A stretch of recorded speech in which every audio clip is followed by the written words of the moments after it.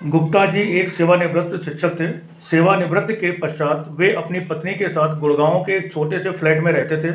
एक बार गर्मियों में उन्होंने पत्नी के साथ कश्मीर घूमने की योजना बनाई, लेकिन उनके इलाके में प्रायः प्रतिदिन चोरी की घटनाएं होती रहती थीं, जिसके कारण वे अपने घर की सुरक्षा को लेकर बड़े चिंतित थे।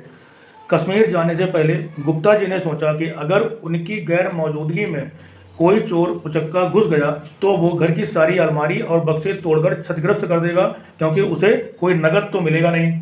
इसलिए बहुत सोच विचार करने के पश्चात उन्होंने अपने घर को तहस नहस होने से बचाने के लिए 2000 का एक नोट चोर के लिए टेबल पर रख दिया। इसके साथ ही उन्होंने चोर के नाम एक भावनात्मक पत्र को भी वहां छोड़ दिया, जिसमें लिखा था, हे परम आदरणीय अनचाहे अतिथि जी, मेरे घर में प्रवेश करने के लिए आपने कड़ी मेहनत की, इसके लिए आपको हार्दिक बधाई। लेकिन बहुत गहरे अफसोस के साथ मुझे ये कहना पड़ रहा है कि हम शुरू से ही एक बेहद साधारण निम्न मध्यम वर्गीय परिवार से हैं और हमारा पूरा परिवार पेंशन के थोड़े से पैसे से चलता है। इसके लिए हम कहना चाहेंगे, हमारे पास कोई अतिरिक्त नकदी नहीं है। मुझे सच में बहुत शर्म आ रही है कि यहाँ आपकी मेहनत और आपका कीमती समय बर्बाद हो रहा है। इसलिए मैंने आपके पैरों की धूल के सम्मान में अपनी हैसियत के मुताबिक थोड़े से पैसे टेबल पर छोड़ दिए हैं। कृपया इसे श्रद्धा के साथ स्वीकार करें। इसके साथ ही मैं आपको आपके जोखिम भरे व्यवसाय में वृद्धि के लिए कुछ बेहतरीन तरीके बता रहा हूँ। आप कोशिश कर सकते हैं, सफलता आपके कदमों को चूमेगी। मेरे फ्लैट के ठीक सामने 7वें मंजिल पर एक बहुत प्रभावशाली मंत्री जी रहते हैं। नामी प्रॉपर्टी डीलर 8वें माले में रहता है। सहकारी बैंक के अध्यक्ष 6ठे तल पर रहते हैं। 5वीं मंजिल पर प्रमुख उद्योगपति, 4थी मंजिल पर नामी ठेकेदार हैं व 3री मंजिल पर एक भ्रष्ट इंजीनियर है। इन सबका घर गहनों और नकदी से लबालब भरा हुआ है।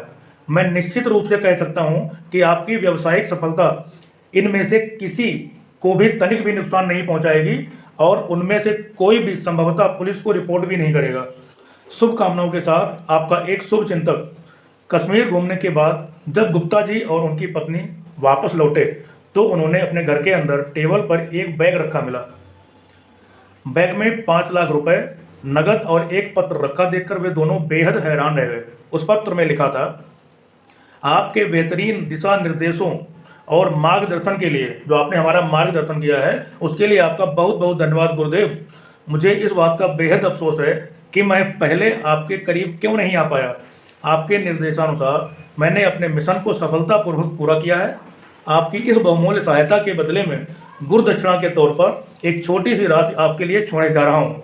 भविष्य में भी मैं इसी तरह आपके आशीर्वाद और मार्गदर्शन की कामना करता रहूँगा। आपका परम आज्ञाकारी चोर। उम्मीद करता हूँ आज की कहानी आपको बहुत पसंद आई होगी। आपने इसको लाइक किया होगा। ऐसे ही और वीडियोस को और कहानियों को देखने के लिए इस यूट्यूब चैनल को सब्सक्राइब करें। धन्यवाद। मिलते हैं अपने नेक्स्ट वीडियो में। Bye bye.